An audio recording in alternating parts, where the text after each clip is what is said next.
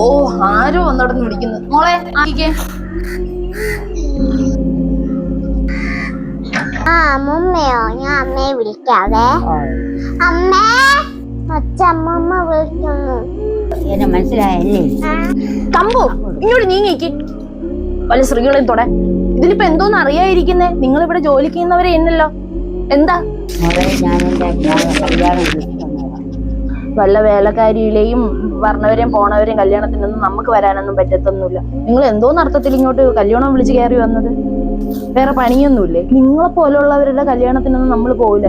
അല്ല നക്കാപ്പിച്ച വല്ല വേണമെങ്കിൽ തന്നേക്കാം. ഇനിയിപ്പൊ കല്യാണത്തിന് വരാനും നിൽക്കില്ല, കുറിയും നമുക്ക് ആവശ്യമില്ല. നിക്ക്. എവിടെയാണ് കളവി? പോയോ?